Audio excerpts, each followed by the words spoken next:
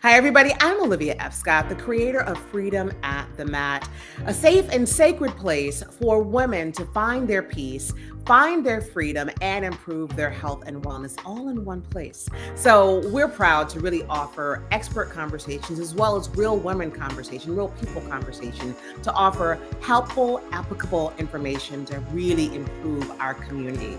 So, if this content speaks to you, subscribe, like, and share these videos.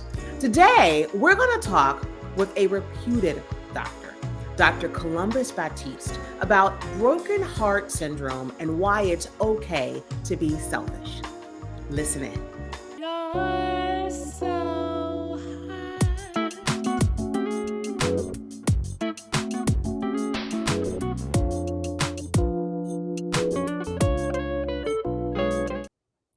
So today we have Dr. Columbus Batiste. He's a medical doctor who is double board certified, reputed internationally, and a leading interventional cardiologist presently with Kaiser Permanente.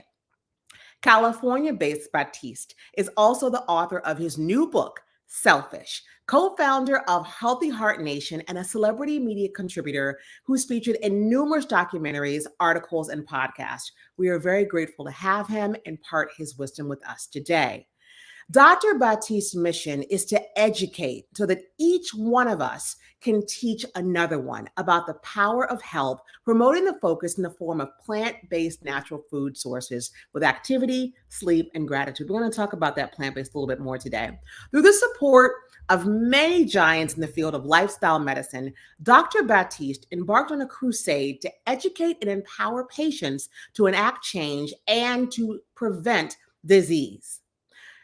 Since 2010, Dr. Batiste has lectured throughout the United States and held local community initiatives, cooking classes, as well as one-on-one coaching apart from his practice. Today, Dr. Batiste is here with us at the mat to enlighten us about the role that stress plays on our health, what broken heart syndrome is, and why it's okay for us to be selfish. Welcome with me, if you will, to Freedom at the Mat. Again, he's been here before, but today to talk about, again, why it's okay to be selfish and broken heart syndrome, the one and only Dr. Columbus Batiste. Hello, hello. How are you doing today? I'm well. I'm well. So good to see you. How are you? I am blessed. I'm well. I'm really glad to have you. Thank you for making the time and congratulations on your book. You got it. I Yes, did. yes, yes. So, Dr. Batiste, you've been talking about being selfish for as long as I've known you, which is Mhm. around 6 years now, Yeah. right? So, can you just tell us, and even before you get started, for anybody watching, I hope that you all purchase this book, not just because I'm asking you to, but because Dr. Batiste is truly the most relatable, knowledgeable doctor that I've ever met.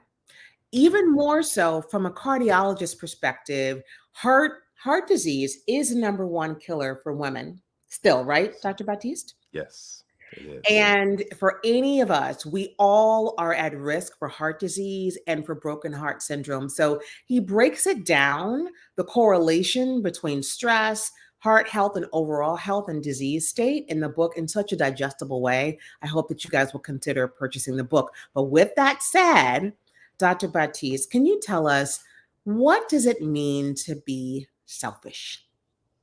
I'm gonna tell you, no, and thank you so much for one, your continued support. Like you said, we've known each other for a bit of time now, and I think it was an immediate connection once I met you in terms of just that spirit of just connection. And so I've always appreciated you, and it's always a pleasure to be on the show here. And I'll tell you, when it comes to being selfish, a lot of times we think about selfish. I always go back to when I was a kid. I was the fifth of five kids, the youngest, the runt, the pleasant surprise, and I remember back in the day, it's like, if I'm popping open a can of soda and it was like we split it. And it was like, no, she can't have more there. He can't have more than me because they're being selfish. It needs to be exactly the right amount. And so we think of selfish in terms of like we're out just for our own. And I'll tell you that when selfish came into view for me, it was almost like this movie years ago, Russell Crowe movie called A Beautiful Mind. And it would have like all of these images would just come into play with his mathematical calculations. And so for me, there was a moment, aha moment. I had been coaching patients for years and prescribing to them tools that I felt would help them in this journey called life.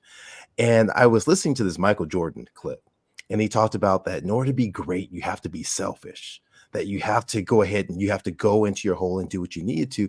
And so in that moment, it came together. That it was like these things that I had been coaching individuals on, this acronym of spiritual, exercise, love, food, intimacy of relationships, sleep, and Mm. humor or the joy of life are really the tools that a person needs in order to move towards a better place that they can live a life of purpose. So the goal, the idea is that you're not getting selfish so you can get more. You're getting selfish so you can give more. Right. And that you're able to retool your body, your mind, your body, and soul that allows you to live a life of purpose. Thank you so much. I'm going completely, I'm going to scatter. Hope you're going to rock with me because I'm going in Love different it. different things that you say are triggering different things. I remember several years ago, we were at an Essence Wellness House with you and your lovely wife, Danette, who I just love, birthday twins.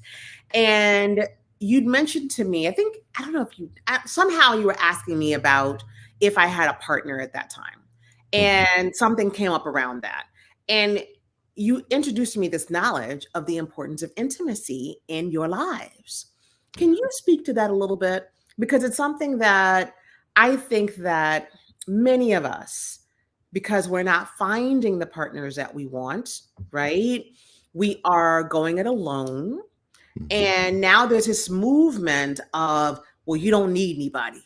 Where women say, I don't need a man. And the Yeah. guys say, and even if, you know, you're the same sex, whatever, people, I just don't need anybody because we're finding it too difficult to relate to one another. Can you Yeah. just speak to the importance and the value of having close, intimate relationships, whether they're romantic or not, Yeah. right? To be able to support you in your heart health and your life health. Oh, absolutely. And I'll tell you, you don't want anybody. You want somebody. You want the right somebody is who you want, right? Because it's not anybody who can bring into your life toxicity. And that's not what the goal is. The goal is that we need someone that we can be vulnerable with. So all of us need someone that two is better than one, that we need someone that we can interact with. And so studies have shown that you're actually able to decrease that stress hormone cascade when you have someone that you can let that guard down. And let me break this down for a second.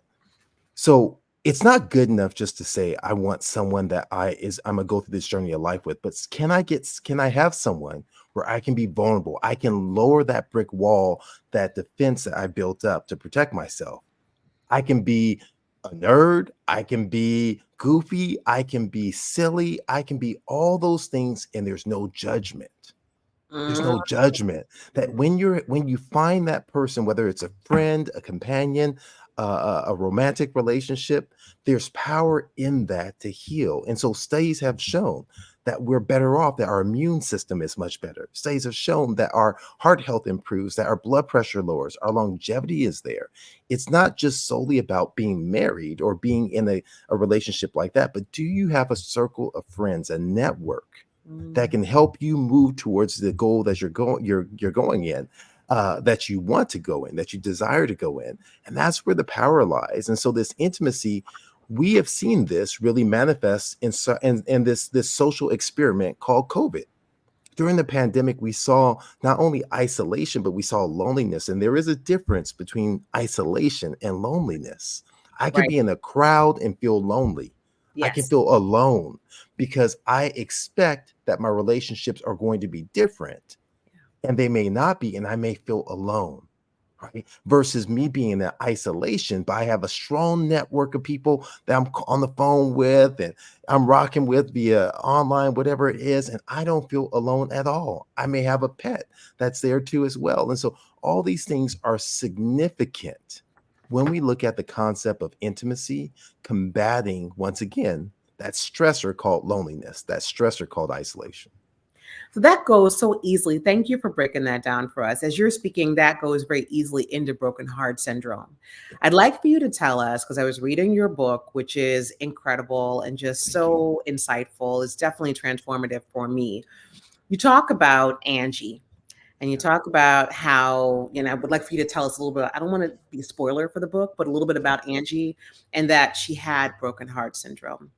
Can you Yeah. walk us through that? And I think, what you were just saying about intimacy, I kind of in my head went around the fact that many of us who have broken hearts, we are less vulnerable, which means that we are setting ourselves up for some form of heart disease, right? Because to Hmm. your point, you can feel lonely in a crowd of people. I remember I lived in New York City for a very long time, and there were oftentimes, even around the 11 million people that were there with me, I still felt alone. But that aloneness was because I didn't want to be vulnerable because my heart had been broken through loss of so many different things. So I'd like you to Hmm. walk us through what broken heart syndrome is. Yeah. So, when we talk about broken heart syndrome, and I'll tell you, coming in training, I was never really taught about this thing called broken heart syndrome. And I mean, unless you're talking about Romeo and Juliet and all the other stuff, the times my heart was broken before I met my wife, all that stuff. But when we move into the medical arena, we talk about broken heart. Essentially, the best way is that your heart is broken from the weight of stress, this Mm, overwhelming weight of stress that hits and attacks. And then it's like the straw that breaks the camel's back. It can be one instance of something that's been accumulating over a period of time, or it can be just a major event where the heart essentially breaks. And so, what do I mean by that? So, the heart normally squeezes in, it squeezes or contracts to squeeze the blood out of it. And so, in the form of broken heart syndrome, what begins to transpire is that because of a cascade of hormones in the system that happens as a response to stress, the heart balloons outward instead of squeezing inward. The heart becomes paralyzed and no longer is functioning the way that it should. And it mimics a heart attack occurring and striking women more than men. And so mm. we saw this increase over the years. It was first described around 1990 and has been increasingly evident as time has gone on. And it's one of the many manifestations of severe and intense stress. So when it comes to women, I'll tell you, one of the biggest things is that women put on a cape. I have lots of powerful women in my lives. My mom, my sisters, my sister-in-law, my wife, of course. My daughter is a budding young superhero woman too as well. And what I see though is I see this cloak of superwomanhood, this superwoman schema that's automatically put on. They have to take care of others first. I have to go ahead and appear as if nothing bothers me, as if I'm able to transform and despite all of the adversities that are there. And this layer upon layer upon layer of stress in the superwoman schema leads to the increased risk of you not taking care of yourself, not being selfish, exposing yourself to the risk of broken heart syndrome and of other maladies as a result of the heart. Thank you so much. So, you know, I think it's something that would you say that all women should take a look at in terms of we're all at risk of broken heart syndrome? Because I want you to go back to something. I'm asking a question. I'm going to ask you. I'm going to go Yeah, way back to the beginning of the book where you talk about the correlation between stress and health. yeah, And you had a formula that I really appreciated, which is stress equals demand minus resources. yes, And I was yes. like, ooh, right? Because I've heard before that Mhm. stress is externally motivated. It's when others Yes, are asking you to do more than what you're capable of doing. And as you said in the book, the story about your sister and you and the baby, right? That you're thinking you're stressed because you're in medical school, but she's stressed because she's got a new baby. yes. So who am I to say that one person is more stressed than the other? So do you find though that women are more stressed than men? So we're more vulnerable because we're taking on more stress, just taking on more of that superwoman schema. I'll tell you, I don't know that studies have shown definitively that women are more stressed, but Okay. what I will tell you is the fact that my impression is that women in general have a lot more potential stressors that impact them. They're responsible for the family. They're responsible. I'm gonna give you an example. Okay. What do we say? You're a daddy's girl, right? What do we say about having girls? They're going to take care of you when you get older. As soon as they're out the womb, we put a stress on them. We don't Mm. assign that to men. That Mm. oh, that your baby girl is going to take care of you when you get older. We're immediately assigning to them, ascribing to them this responsibility before they even have a chance to walk. Right? So when we look at all these things, we look at the impact of women in terms of having to achieve this level of perceived beauty, of achieving this level of success, of being responsible for kids or for family or for bonding or for relationships. And if a relationship fails, it's well, what did you do wrong? Yeah. Right? All these things are stressors that are amplified. And so when I hesitate and pause when you first ask that question about men versus women, the only thing I would say is that women perhaps are much more verbal. They're more inclined to express their emotions and what's going on as opposed to men holding on to it. And once again, not lowering that, having that intimacy of relationships. Manning up is what men do, as opposed to women, generally speaking, perhaps are more inclined to express themselves. But that doesn't negate the fact of stress. When you go to stress equals demands minus resources, this is something that's pervasive to everyone. Every race, gender, creed that's there is that when you have a perceived absence of resources and the demands of life are there, that's what triggers this stress. And Right. so that's where my emphasis is on is how can we build your resources? How can we Mm. build your resources so we can help offset the health challenges that occur, right? And building those resources takes time and it means being selfish because now you're investing in yourself. And that doesn't mean, okay, listen, if my bills are $500 or $1,000, I'm bringing home 750. Being selfish isn't going to cure that per se. But Right. I will tell you that when you're selfish and you pause and you pray or meditate, you take time, and now all of a sudden you have a degree of peace and your mind is able to rise above the fray to think, huh, what's the answer to this problem? How can I do things slightly differently that may be able to put me in a better circumstance in 6 months or in a year? As you're starting to do that, I would push back, even though it's not going to give you money immediately. It may give you the most important aspect, which is the value of thought, the value of planning, the value of implementation, and that's where the power comes from being selfish. That is so powerful, Dr. Batiste. And you said so many things that I want to respond to. I'm going to try to remember them. I'm not sure that I will. But when you mentioned the piece about me being a father's girl, daddy's girl, and like that pressure being Yeah. put on women, I do recall I was moved to New Orleans and I was driving back and forth a lot to try to see my dad and just driving myself completely batty. And one of my friends said, Olivia, who told you that you were supposed to be doing all this? Who's and to your point, it's these external responsibilities and stressors that society has said and put on people. And many of us have, like, without thought, as you said, have Mhm. just bought what they're selling or drank the Kool-Aid and that this is what I'm supposed to be doing. So I value and appreciate what you're saying. And I do hope that anyone who is watching or listening will think about that. The next time you feel like you're supposed to just jump to do something because that is what society says your role should be doing as a wife, as a mother, as whomever, as a daughter, that you'll stop and pause. Now, I want to talk to you about these resources, right? Yeah.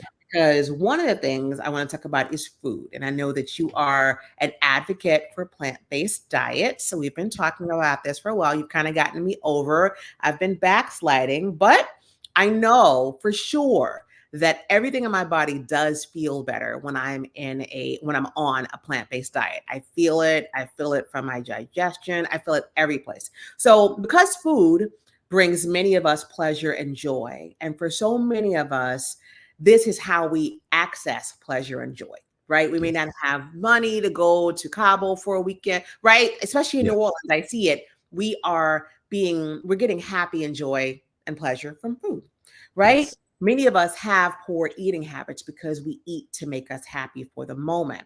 So we Yes. turn to the food to bring us joy. It becomes a drug for us. But you mentioned many recommendations in your book to improve our overall eating habits and advocate community and plant based diets. I'd like for you to share more with our community about why you recommend a plant based diet and what specific and measurable, albeit small and achievable steps you might have for us to do that. And in the book, you break down as SMART. I don't want you to give away everything in the book, but just a Yeah. couple of things around us really transitioning and why we should transition to plant based diet. Yeah. So I mean, I think first when we look at food, many times you're right. We do turn to food as a result of stress, right? I always kind of joke and I'll say in many talks and lectures that stress equals dessert spelled backwards. And so we're looking for some form of this peace, this Yeah. this traditional type of comfort that's there. But what I would tell you is the fact that the power of real food, of whole food, of plant-rich foods, of foods that are recognizable beyond the generations of time, right? That our ancestors would understand and they recognize if you called out a Twinkie, they have no idea what you're talking about, right? If you said, they don't know, they didn't make chicken like how it's made now of deep fried and the whatever brand you're looking for. So the issue and the question really that arises is, are we eating for our health and our mental well-being? And so when we begin to eat foods from the earth that we've been blessed to have, all of a sudden we see this transformation, a decrease in inflammation. This helps decrease our mentation. This helps decrease our stress that happens in the risk for depression, anxiety, that we see the increased level of correlation between mental stress and processed food consumption. So what's processed foods? The things that stay on your shelf and can survive a holocaust. The things that once again have so many ingredients that you can't even pronounce. These are the things that are detrimental to our bodies in general. And yes, do they taste good? And the question you have to ask yourself is, why do they taste so good? I mean, why is it that they taste so good? We have to recognize the fact that the business of business is business, and Oh, that these foods were placed for us to continue to go back and to use over and over and over again. It's from an issue of consumption. And so, whether or not you call it users or addiction or whatever else, and I believe some of the industry they call it, well, we want our users to purchase more of these.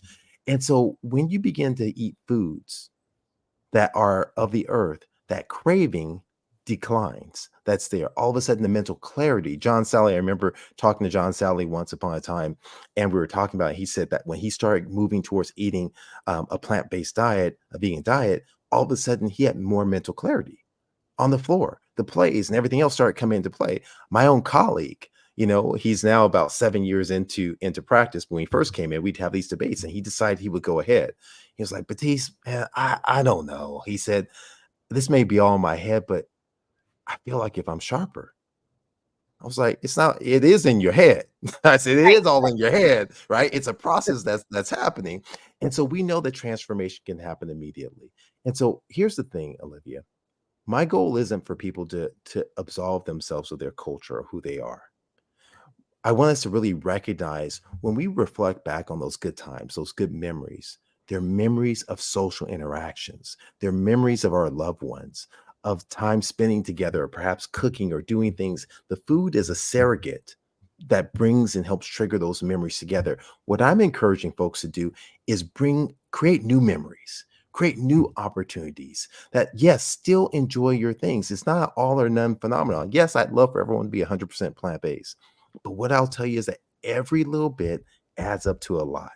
And that even as an example of how can the person go about doing it, what I would say is have adopt the bowl method, a food bar method. Like, if everyone's sitting there and it's like, okay, you know what? Someone still wants their meat, they still want their cheese and sour cream. That's okay. That's on the list there. Let's say I'm having the taco bar. It's Taco Tuesday, right? Like yeah. Braun says, Taco Tuesday, right? I'm gonna have some mushrooms. I may have, real chicken. I may have a plant-based source of some protein that's there. I'll have my lettuce, my tomatoes, I have my black beans, I'll have my salsa, I have my guacamole. So I go and I'm layering in my mushrooms, and I'm layering in as far as some of my plant-based proteins, the tofu or whatever else crumbles that are there. I have my tortilla shells, I have all these things, I have my rice, my beans. We're all sitting down and we're creating memories together. It doesn't mean that you have to deprive yourself. It means that I'm transforming because I'm choosing to invest in my health. I'm choosing to invest because guess what? I recognize that I'm worth it. when you recognize that you actually are of value, that you're worth it, that you mean something in this world to other people, and most importantly to yourself, you're going to value it like you're going to value that new Louis Vuitton purse, those Correct. Louboutin Correct. or Louboutin shoes, or that new ride that's there. You're going to be buffing it up and making sure it's good. Treat your body like that, like Yeah. you deserve it. You're worth it. And so this is what we have to fuel our bodies. I really do hope that companies begin to make healthy food more accessible. I Yeah. know that there are some brands that are, because I think sometimes it's just a function of time. And I don't want to shout out brands, but there's some brands like a Chick-fil-A salad or like Wendy's where they are like pushing for healthy food on the go. Because I 100% agree with you. Like, if I began to believe what, that my body is my temple and I'm going to honor it each and every day, but I don't have time for meal prep, Correct. right? Because that's a whole other thing. Like for Yep. me, that June, July Me season, too. I never have time for meal prep. But if I can go to places that have more healthy offerings, it'll help all of us. So thank you for that. And I appreciate that for many reasons. I continue to see, not I'm sure as many as you, being in the healthcare profession, but in my family, I am continuing to see people's health decline because of neglect. They're not taking care of themselves. But I think what you're saying is true. They don't actually value their lives. So I'm really hopeful that we will begin to treat ourselves like gold and treat our bodies like their temples that they are.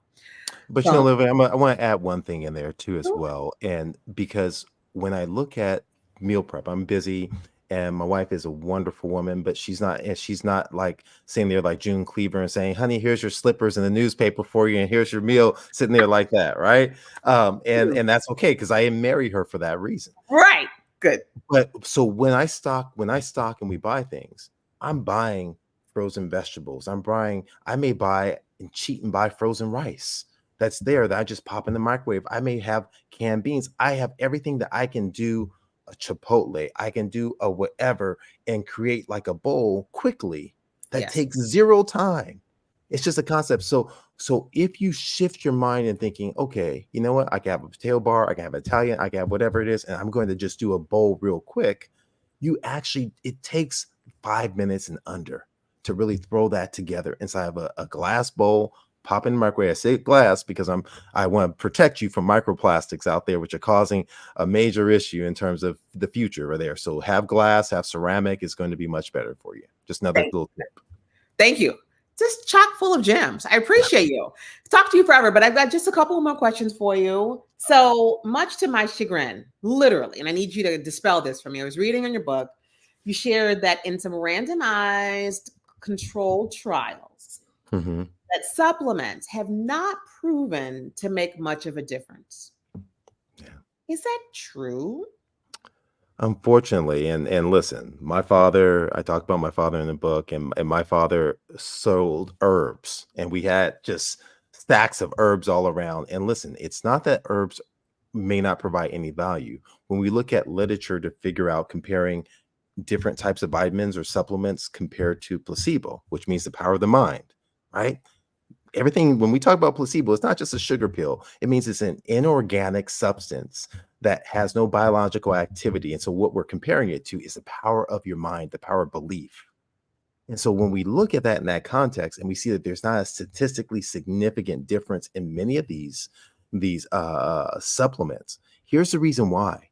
We're extrapolating or taking out, extracting the substance, vitamin E, vitamin C, from all the value of the fruit, of the skin of the fruit, of the meat of the fruit, of the seeds. And we're taking out and we're saying, oh, well, this must be the active ingredient. Let's just pop a pill like the Jetsons. And we're finding it doesn't work. That somehow it's not proving the same benefit as what we think. Bring up, for instance, vitamin D. We know vitamin D deficiency is a major issue that's there.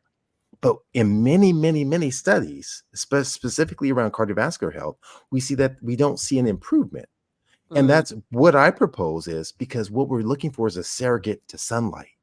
That sunlight actually, what it does is it breaks down, it releases nitric oxide, a substance inside of your on your skin, under your skin, that can dilate the vessels. That this transformation that begins to happen to protect us from cancer and everything else, and these measured amounts, the psychological benefits from being in the sun in measured doses is huge.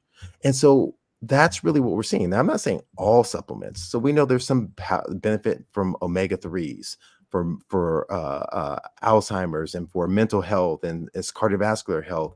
But we recent study just literally came out, over 400,000 individuals tracked inside the United Kingdom said that maybe in people without known coronary disease, it might increase your risk of events. So we get all this back and forth when as it relates to supplements. So it's more important for us to eat the food than Okay. to try and extract out and take the pills. But if you're someone where you can't get to it, as long as it's not harmful, as long as it doesn't cost excessive money, and that it's not this kind of like magic pill in the bottle, talk to your provider about it if there's value that may be there still given your lifestyle. Thank you, Dr. Batiste. Thank you for that. Because I was like, wait a minute. But what you just said makes sense, right? That we're supplementing because we're not getting it from our whole foods. If we could really just stop to ensure that our diets include the more whole foods, then we would need the supplement. So I'm going to still take my biotin and my Yeah, elderberry and my multivitamins. Is that okay?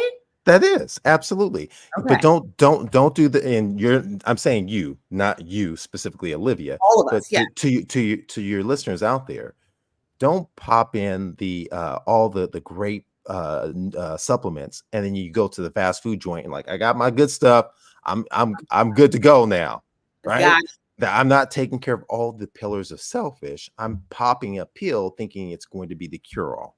It's got it. not. Got it. That's what you were saying in the book. Like, don't think it's going to actually solve it. Right. Correct. Got it. Correct. And so then the final question I have, because you really are about stress, and I've been talking about stress a lot. I wrote a little piece recently about stress for women. Can you just speak however you want to speak, freestyle it? I know you have so much knowledge about the correlation between stress and specific diseases you set yourself up for if you do not manage your chronic stress. Because I was enlightened in your book to learn that there are two different types of stress, good stress and bad stress. And then you talk about the chronic stress being the Yes. one that really sets you up for disease. So if you could just take us out by telling us about what chronic stress is and what that sets us up for, that would be really helpful. Yeah, yeah. I mean, stress. First of all, our perception of stress is what it becomes so impactful. So, we need stress, right? So, if I'm all of a sudden I hear a dog barking and it's an angry dog foaming at the mouth, and I take off running, it's important stress. You hear about stories of moms lifting cars and things of that nature. That's a stress response that delivers this energy that allows people to perform in necessary times. That's necessary. That's something we see throughout the annals of the animal kingdom, right?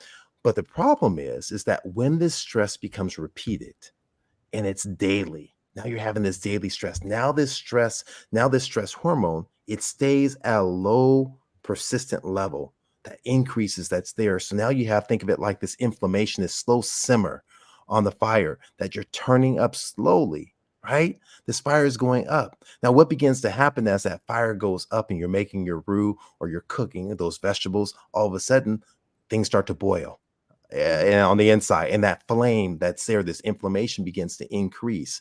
And so we understand that whether or not it's real or it's perceived. So people often say, well, they're judgmental and they'll say, well, was this stress real? It doesn't matter. And that's why I described that in the book about my sister and myself, is that it matters about your perception of stress. And so study after study has shown that when you perceive stress, a situation as stressful. I give the analogy. I remember going to, a Starbucks, and the barista appeared stressed. I feel less stressed when I'm taking care of a patient with an acute heart attack because my resources are there, because perhaps the resources of experience of everything else plays a role inside that I feel more calm than what that person may perceive in that moment. Why is that important? Is that when you have these persistent stressors that are there, that's perceived stress, it has been shown to be related to not only to cancer, to diabetes, to Mm. high blood pressure, to all these different entities, is what there's a distinct relationship that's been shown. And there are stressors, even if I perceive discrimination. right? Mhm. Based on gender or race, that all of a sudden still true as well. These levels, these microaggressions, they erode your system and your health over time, and it lends itself towards an adverse outcome. And so that's why stress, dealing with stress and figuring out, when I talk about the other equation that our health equals resiliency divided by stress, I can't eliminate all these stressors of my workplace, perhaps, or of my interactions for people. I can't just eliminate from my life. How can I build my resiliency? Our health equals resiliency divided Mhm. by stress. The higher our stress, follow me with the equation, right? This Yep. mathematical equation, right? Health equals resiliency at the top divided by stress. So think of it like which is a larger number, 1/2 or 1/4. 1/2 is a larger number, which means it's going to be a greater impact. The higher my stress, if 2 goes to 4, goes to 8, goes to 12, that means that my stress declines, it gets smaller. My health, excuse me, my health gets smaller, my health dissipates. We have to build our resiliency, that top number, that denominator, excuse me, the numerator, as much as possible. We build our resiliency that helps offset the stressors in our lives. And that's what selfish is being about. When I get sleep, all of a sudden I'm able to deal with some of the stressors of life. That, guess what? If I'm not hungry, if I'm not hangry, all of a Yeah. sudden, guess what? I can deal with the stressors of life. If I've taken a moment, and last thing I'll say here is, we're all subject to stress. I'll never forget moments in time where I had meetings, my clinic was double booked, I was getting calls about things in my personal life, and I was just like, I was on one. I was on one walking to the clinic, and I just said, stop, stop. Let me just have a moment, took some deep breathing, did my box breathing in that moment. I said, the day is going to happen the way day is going to happen. Mm. Doesn't matter.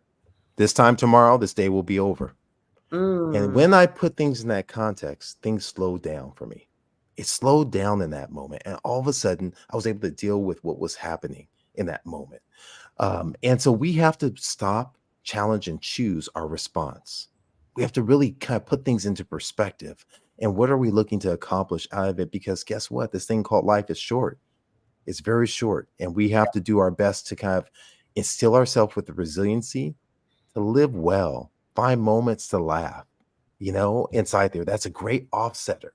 That studies have shown that when you choose humor, when you choose to laugh, it doesn't matter if it's a fake laugh, that was kind of funny, versus you just balling out, you're just laughing, right? That all the studies have shown that all of a sudden your perception of stressful events transforms. Not just your stress hormone levels, your perception of was this as stressful or not begins to transform based upon your ability to find humor, to laugh, and to engage in it. And that's, I didn't even, before I even knew it, I started asking my patients when I'd see them, tell me what you did for yourself today. Tell me the last thing you laughed about. Huh. And I just start, and this is when I said that the acronym started coming together. It literally did, because these are things that I started doing before I even did the heavy research into it. I would just talk to my patients about these things because it's so valuable. This isn't just science, this is just daily living, that you begin to understand the value of these simple tools of life to offset stress, and heal a broken heart. So I know I keep saying last thing, right? But I have one more thing to that point. I got actually followed your formula. Health equals resiliency divided by stress. And so our goal is to increase our resiliency so that when the stresses come, which they're going to come, we're able to beat them, just offset them by a higher number. But I'd like for you just to clarify for anyone listening, including myself, what how you build resiliency. What I believe I heard was sleep, proper nutrition, mental fortitude to stop, challenge, and choose your response. But what else? How else can we build our resiliency? Well, this is all about what selfish is. So when we look at, starting first with spiritual, that first S, spiritual. And so irrespective of one's religious or beliefs, we speak to really about the power of a belief. We talk about whether it's prayer or meditation, or even if you're not breathing, that what that does in terms of the prefrontal cortex, which is where we reason, where we process, where our willpower lies, where we begin to make our plans. This becomes important for calming us and looking at our ability to withstand the stressors and the temptations that come about. And what studies have shown that I talk about in the book, the E stands for exercise. And you don't have to sit there going on a date with, like I always like to joke, with Tunde or with Robin or with Ali on Peloton. You just need to go ahead and move something. You just need to get neat, non-exercise activity thermogenesis. Instead of driving around looking for a parking spot, park further away and walk in. Take the stairs. Do simple things that get your body moving. But the E also stands for exercising belief. Mm. Belief that you can be better, the belief in a better place on this thing called Earth, right? That becomes extremely important. The L stands for love, forgiveness, forgiving yourself. We sit there and it's a misstep or whatever else. This sense of not forgiving others and not forgiving ourselves leads to tremendous. It's a stressor. It's a stressor when we don't embrace forgiveness and gratitude and saying thankful. These are all love in action. And so when we begin to realize that each of these steps becomes extremely important, that our food plays a role. We talked about that already. The intimacy of relationships, of community becomes so important, that when we feel we're a part of something special, that when we feel we're part of a family, that we feel wanted, that studies have shown that we can increase our telomeres. I don't even talk about this in the book, that we increase our telomeres in support, irrespective of the disparities that may exist. That when we take time to sleep, to nap, to rest, for vacation, for time away, a staycation, and a vacation could be, guess what I'm going to do? I'm partitioning in my day 15 minutes for me. I'm going to go out inside of a park. I'm going to go sit in my car. I'm going to go and do whatever I need to do to reset and to rest for a few moments. There's power that's there that gives you the stamina now to respond and rebound in that resiliency, which is resiliency. Remember, it's just your ability to snap back, to rebound from adversity that's there. And I talked about the humor. Each of these pillars are so extremely important, and they help build upon the others. They help support the others. People talk about trying to lose weight, trying to eat healthy. You can't do that unless you do the other components. Mhm. Unless you have a strong network of friends that help support you, that unless you have the mindset of you're getting the rest that you need in order to make the decisions, the spirituality, all these components, they all layer and play a role. But here's the last thing I'll say, Olivia, is the fact that some days you may only be self. Some days you may be ish. Some days you may be fish. Some days you may be elf. But guess what? You're always on this journey to be self ish. Got it. That's the That's the goal. journey. It's the That's the journey. journey. That's the journey that we're on. Dr. Batiste, thank you so much. I now fully follow your formula: health equals resiliency over stress, and understand that being selfish, that is your recommendation to increase your resiliency, because we're not going to be able to control the stressors in our lives, but we can become more resilient. So I thank you so much for your time. You provided so much wisdom, so much insight and information today. And again, I am recommending that everybody purchase this book, Selfish by Dr. Columbus Batiste. It will change your life. And if perhaps you are a gentleman watching and you want to buy it for a woman in your life, buy it for her too. Help her understand that stress, all the stress she's taking on in her life, that she's setting herself up for potentially broken heart syndrome and other diseases that come from being over chronically stressed. So I thank you, Dr. Batiste. And to all who are watching today, I appreciate you for coming to the mat again. Ashe.